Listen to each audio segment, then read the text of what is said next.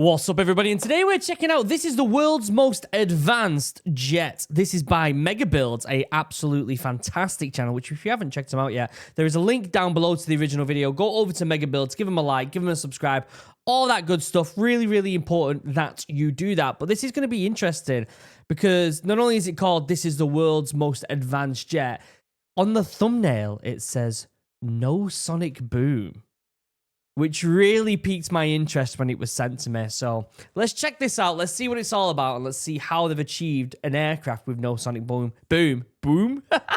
Before we get started, though, check out Chug. 10% off, link down below for the best drinking vessel in the world. There's still time to get yourself a Chug before Christmas, guys.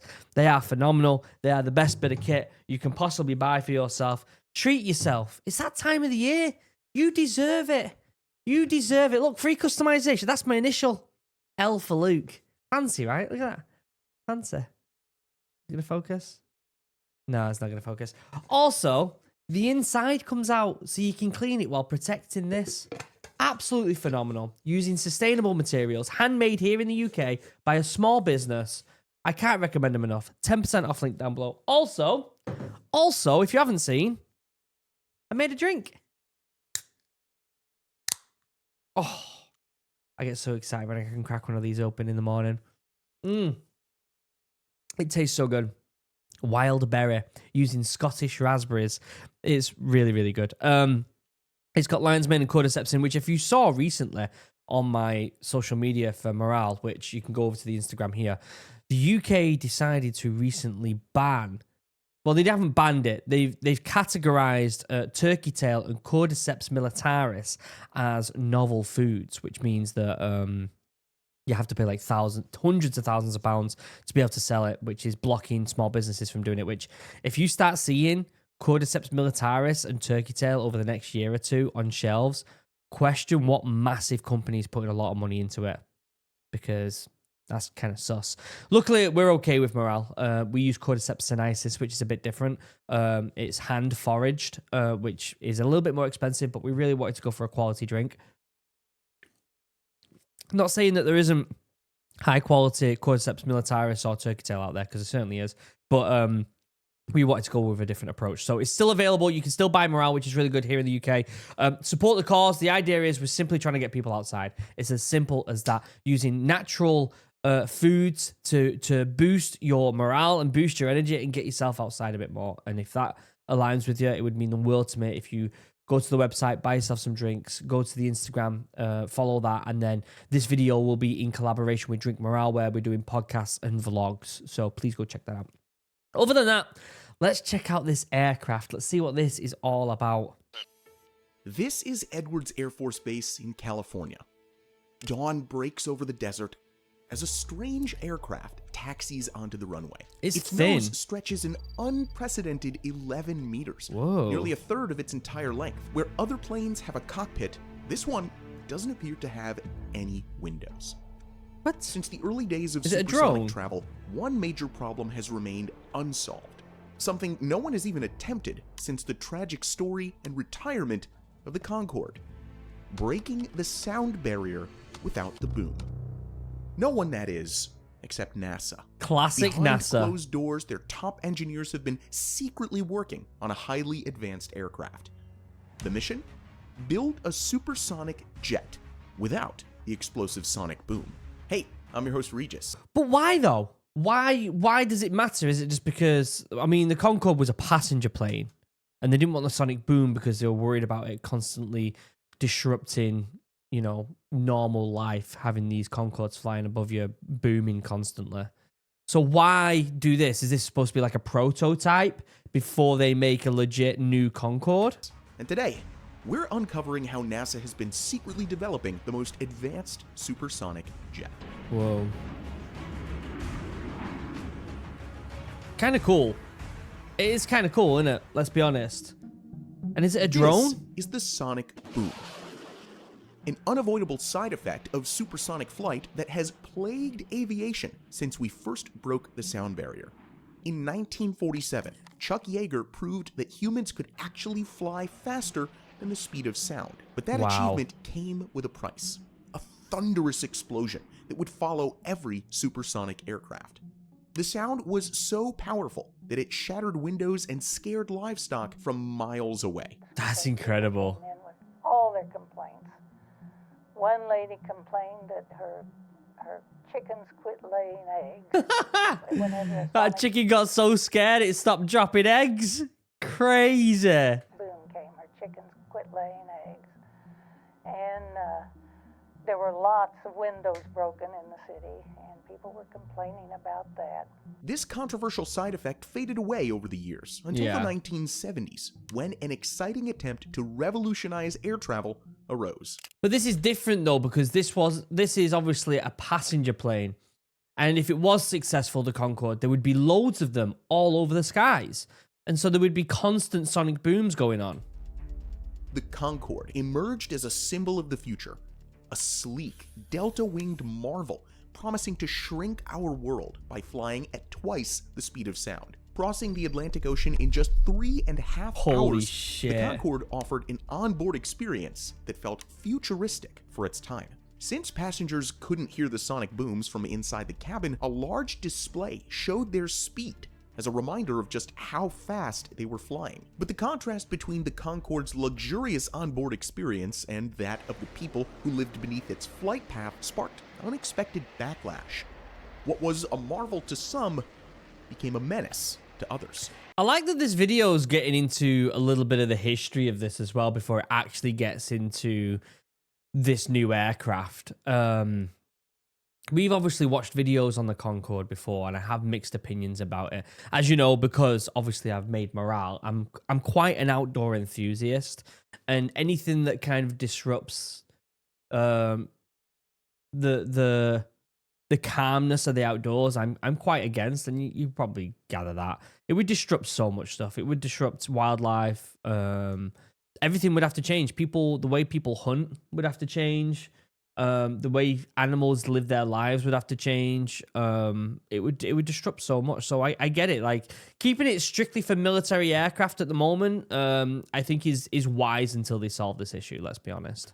Public outrage grew, and soon, one by one, nations began closing their airspace to supersonic travel over land.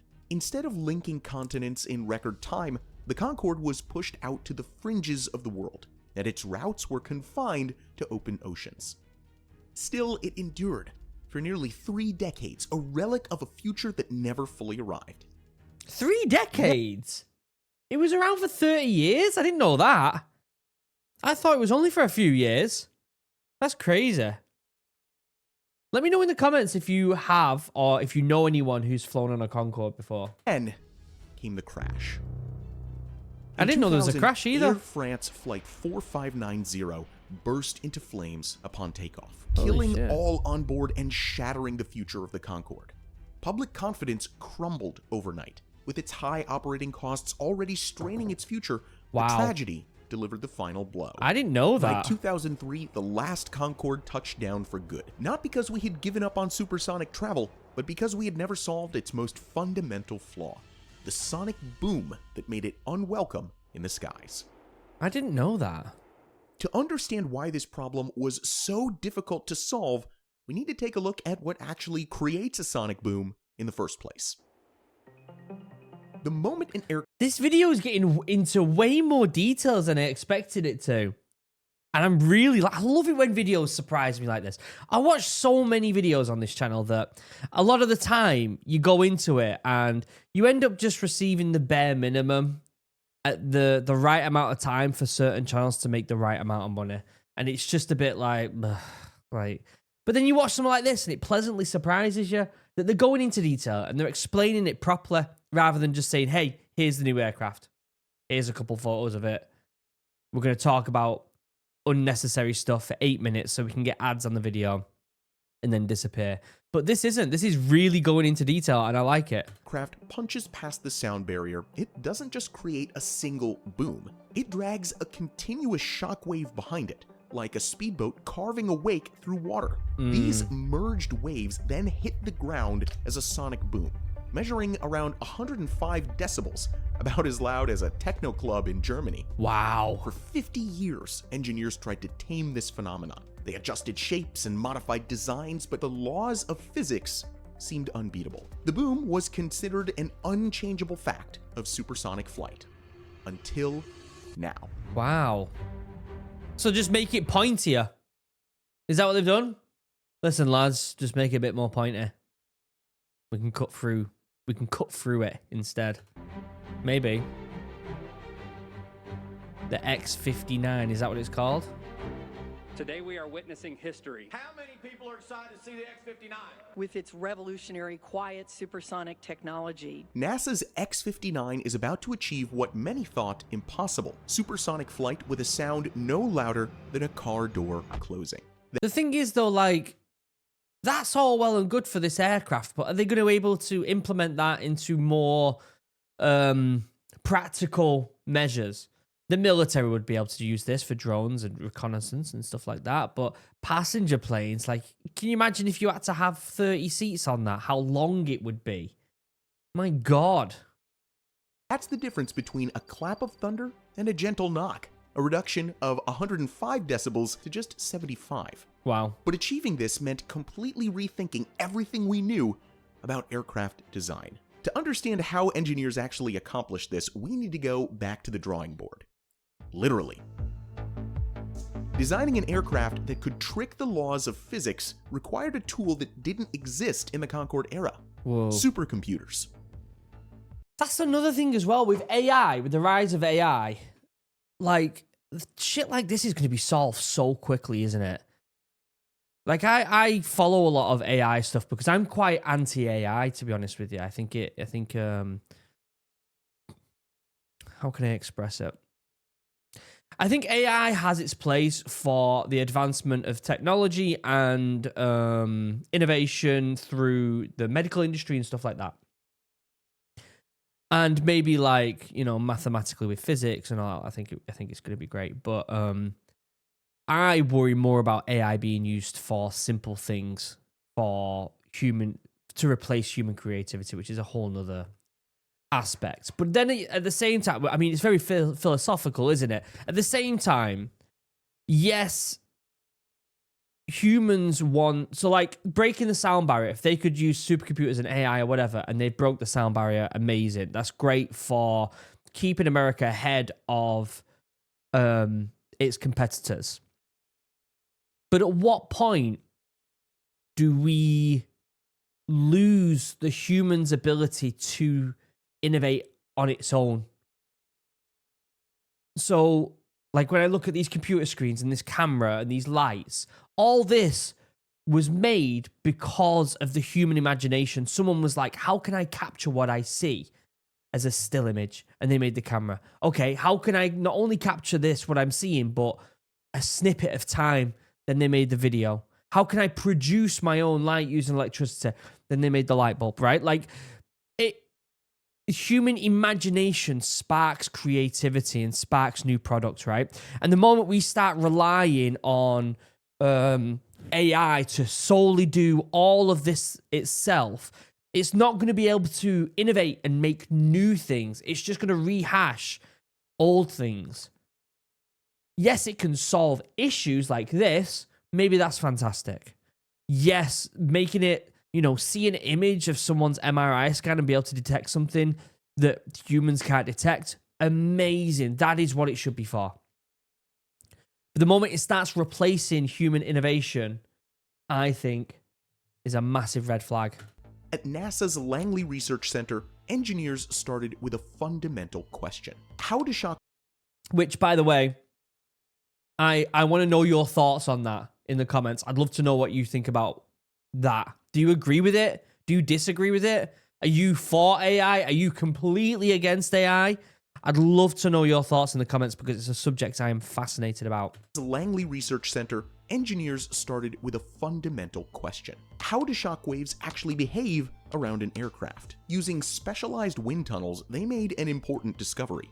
Shockwaves were not just single events, but formed at multiple points across an aircraft's body. While traditional aircraft designs allowed these shockwaves to merge into a powerful boom, NASA's engineers saw an opportunity. If they could keep these waves separated, they might be able to dramatically reduce the noise reaching the ground. In 2017, initial testing of a 9% scale model showed promising results. Using advanced flow visualization techniques, engineers could actually see how different shapes affected shockwave formation. This was, to put it mildly, a game changer. That's Through fascinating, countless isn't computer it? simulations, engineers refined every curve and angle. Each iteration was tested virtually, allowing them to predict how subtle changes would affect the aircraft's sonic signature. I think that ability to use human intelligence is so beautiful, isn't it? Wind tunnel tests used specialized imaging called Schlieren photography, which made Whoa. shockwaves visible. This allowed engineers to verify their computer models and refine the designs further. By late 2018, after testing an 8% scale model with extreme angles up to 50 degrees, NASA had proof that their design could work. The question was no longer if they could quiet the boom, but how to build an aircraft around this revolutionary shape. Wow. The answer would push manufacturing technology to its limits and force pilots to completely rethink how they fly. Well, that's the thing. At what point do you just say, well, let's just make it as a drone instead? Like, at what point do we put human lives at risk for things that we're not aware of? Or is that another thing? Is that another thing that aligns with AI where it's like, well, having humans be the first to control this stuff is in itself a beautiful characteristic of humanity. Like, imagine if we went to the moon, but it was all drones. Do you know what I mean? First time we went to the moon, no Neil Armstrong, it was just drones and all AI. Like, all of a sudden, it's just, it feels different, doesn't it? It's not the same. What you're looking at might seem like a mistake. An aircraft with proportions so unusual, even experienced test pilots questioned its feasibility. As a test pilot, the first time I looked at the design, I went, huh.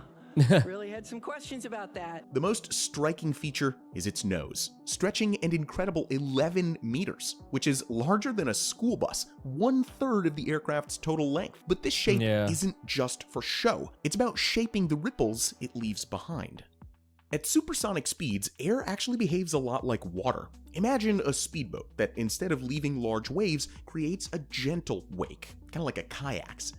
The long nose helps the aircraft to slice through the air so that the shockwaves gradually diffuse along the body, reducing the impact of the sonic boom. So it was literally a case of just making it pointier.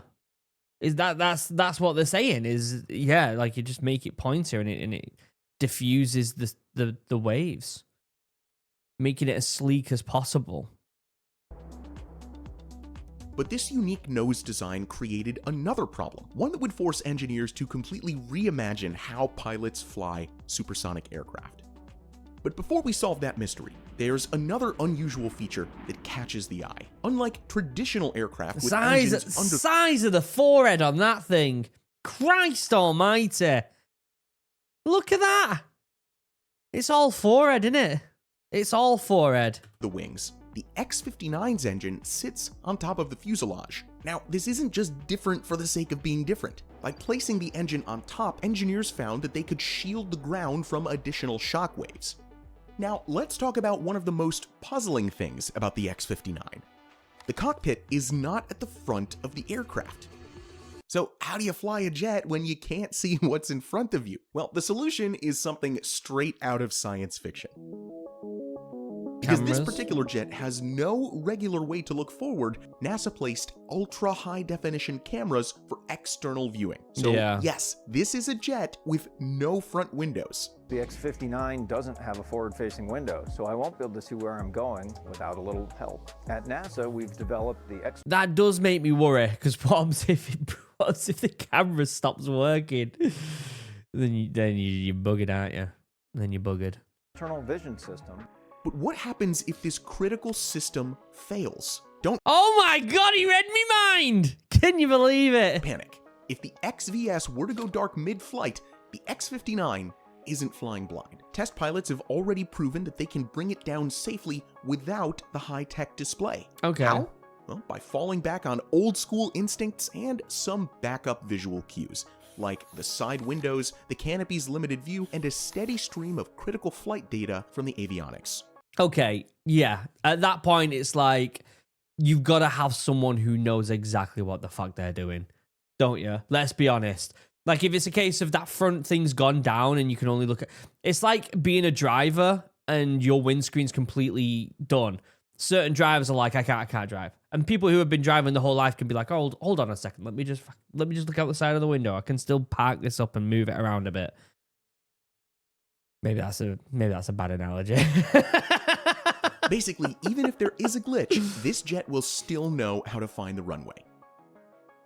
But the challenges don't end with visibility. When you're breaking the sound barrier, even the air itself becomes your enemy. Static electricity builds up on the aircraft's surface, enough to interfere with sensitive electronics. You telling me this isn't magic? This is magic. This is magic. This is, to me, to my dumb monkey brain that hasn't done, I don't know, like aerodynamics or mechanical engineering or physics and stuff like this. Yeah, I've done computer science, but still, to me, it's magic. This is magic, innit? Let's be honest. This is what magic is something that is absolutely bizarre. By the way, this aircraft, not only does it go faster than the speed of the sound coming out of your mouth right now, but when it does it, it charges electricity. That sounds like something out of a sci-fi novel, doesn't it? Mental. The solution? A special anti-static paint with Teflon-like properties. But we've got magic paint that creates a barrier against electricity. What? Commonly found in your kitchen. Wait, what? But perhaps the most demanding challenge of all lies in the construction itself. When you're manipulating shockwaves, every curve, every angle, and every surface must be perfect. One small imperfection could turn that carefully engineered thump back into a boom. It makes sense. That level of precision isn't happening in just any factory, as you might imagine. The X-59 is being assembled at Lockheed Martin's legendary Skunk Works in Palmdale, California. It's where they've got the UFOs. This is how they built this. They reversed engineered alien technology and they've been able to do this. No, that's mean that, because the actual engineers that figured this out. Because what... Okay, I love a good UFO conspiracy. And I'm not going to lie, I do kind of believe that some of these companies probably have something, right? But what I'm against is taking the credit away from genuinely, fascinatingly, amazingly intelligent people that created this stuff, right? It's like when people say aliens built the pyramids. It's like, listen. You are taking away the genuine achievement of something almost impossible from the common individual. And that's a shame, isn't it, really? Listen, I love a good alien theory.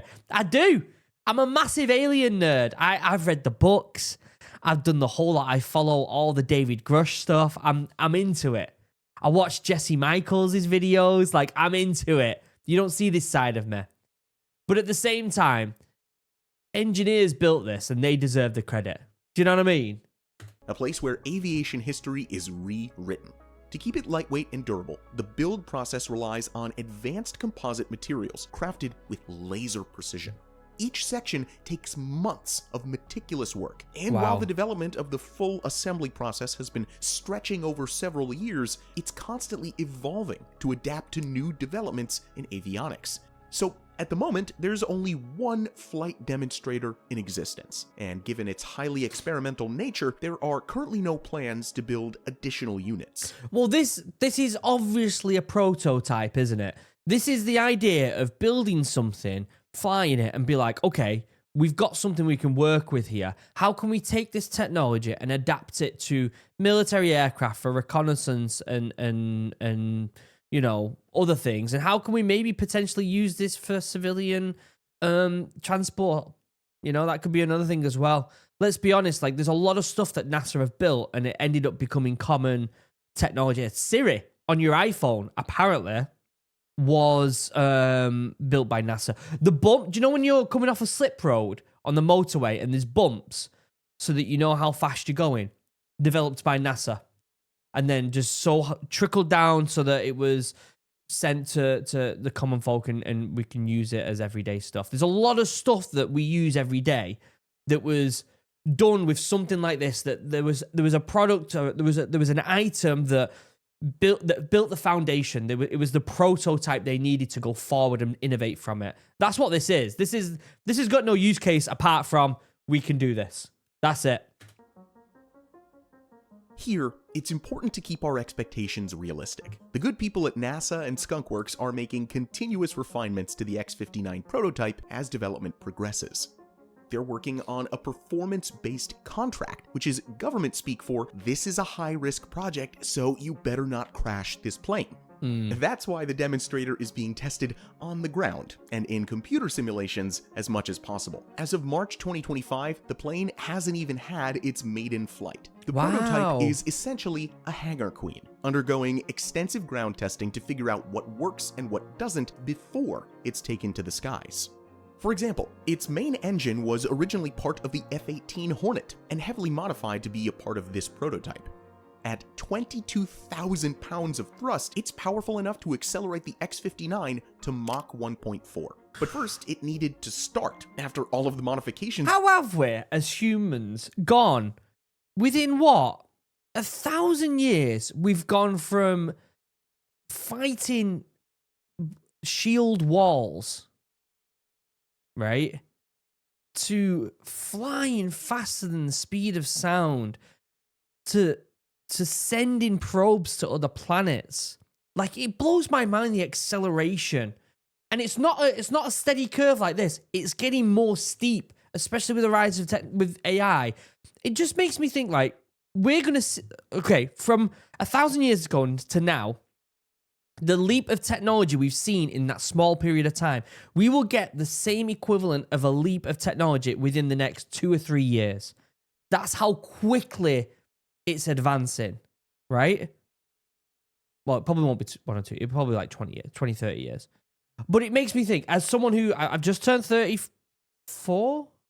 Am I 34? Am I 35? I think I'm 34. I just turned 34 a couple weeks ago. You lose track after a while, don't you? It does make me think, you know, when I'm 60, right? I very much doubt I'll be making these videos with you at 60. Maybe we will. Maybe we'll still be here. Maybe I'll be like full Gandalf with a grey beard. What videos would we be watching? Would we be like, oh yeah, they're sending, fucking Elon's at it again. He's sending that human robot to Mars to send a FedEx parcel. Maybe I'm shipping morale to Mars. Hey, listen. If you want to buy this over in Mars, we now deliver next day delivery. Maybe it's that insane, or maybe something happens and all this technology disappears because the common folk don't understand how it works, and it's magic to me and you. So if something happened and the internet was destroyed because of AI and we had to go back to just small tribes of hunter-gatherers, and I'll be 60 and I'll say to me grandkids or my great-granddads, we went to the moon, and they'll be like, all right, granddad, shut the fuck up. Go forage some berries before we die, before winter comes. It underwent to fit inside the prototype. So it was a huge deal in November of 2024 when engineers gathered to witness the static test of the engine and its afterburners. Wow. Now, fortunately, everything went smoothly, and the retrofit was a success. Now, Brilliant. the next step is to actually fly this thing, and it's here where NASA faces yet another challenge. Because of the ban on sonic booms over American communities, there's only one place in the entire United States where they can test this aircraft's revolutionary capabilities. Edwards Air Force Base, a vast stretch of desert. And the testing campaign for this aircraft is pretty darn unusual. NASA is preparing to conduct large tests with hundreds of volunteers, and a testing protocol unlike anything in aviation history. Okay. When you're trying to measure something as quiet as a car door closing from an aircraft moving at nearly 1,600 kilometers per hour, you need to rethink everything. Yeah, like that test is going to have to be so unbelievable, isn't it? They're going to have speakers all over the desert on its flight path. They're going to have individuals in them areas to listen and watch and observe. Like, there's going to be so much to this test. The residents participating in these tests won't know when the X-59 is flying overhead. Wow. After all, how do you get an honest reaction to something that's supposed to be barely noticeable? So they set out to build exact replicas of the average American home. Then, NASA plans to design experiments using dozens of speakers to simulate the sound of supersonic flight. Wow. Their goal is to find out how much noise people could tolerate if supersonic jets flew overhead. Oh my God. So, now, the next question is what happens if they succeed? Studies show that most of potential supersonic routes are over land. And for these routes, we've been forced to fly at less than half the speed we're capable of, all because of the sonic boom problem.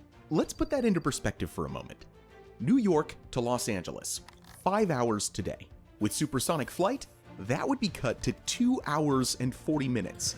That blows my mind, that does. The problem is, this is technology that, yes, maybe through AI it may be able to get refined even more, but the difference between them flying this prototype and let's say it's successful, and they're like, absolutely fantastic, we can reduce the noise, let's start figuring out how to get this into commercial aircraft. That time frame is massive because they've got to scale this aircraft, and then they've got to get it contracted to aircraft companies who would have to put billions and billions into it. Are they willing to put that much money into it? And if they are, then the actual flight itself would cost a crazy amount of money. It'll just be people like Taylor Swift flying it, going and getting their grocery shopping. Me and you wouldn't be able to do it. We wouldn't be able to afford this stuff. Do you know what I mean? But maybe we will. Maybe it'll become that common. But I don't think it would for a very long time. The X-59 is planned to have its maiden flight by late 2025. Well, maybe it's already and happened. By 2027, NASA will present its findings to the International Civil Aviation Organization and the FAA. But as Wow. per usual, there's a catch. For the first time in aviation history, regulations won't just be based on technical measurements. They'll be determined by human perception. The success of the X-59 doesn't just depend on engineering. It depends on what people feel and hear in their everyday lives. That's that absolutely so what fantastic do you think video. about NASA's X-59 jet. Could supersonic travel make a comeback in the near future? Let us know your thoughts in the comments down below. As always, thank you so much for watching, and we'll see you in the next video. Do you know what? I absolutely had a blast with that video. Mega Builds, they're a big channel, aren't they? 1.57 million subscribers. Go over there. Let's get them to 1.6 million. That was an absolutely fantastic video. The fact that we have information that they've given us in that video with that quality, with the animation and the editing, and it's completely for free on YouTube. What a bizarre time we live in. Absolutely brilliant video. I genuinely really enjoyed that. If anyone's got similar videos to stuff like that and they want to send them to me to check out, let me know in the comments because I absolutely loved every second of that. Check out Chug, 10% off, link down below, and go buy yourself some morale. Be part of the movement. If you love the outdoors like I do, go follow the Instagram, go to the website, buy some drinks, buy some clothing, and down below where the subscribe button is, you'll notice that this video is in collaboration with the Drink Morale YouTube channel. If you want to see the podcasts and the videos, vlogs that we're doing over there, go check it out. Other than that, I love you all. Have a wonderful day. Goodbye.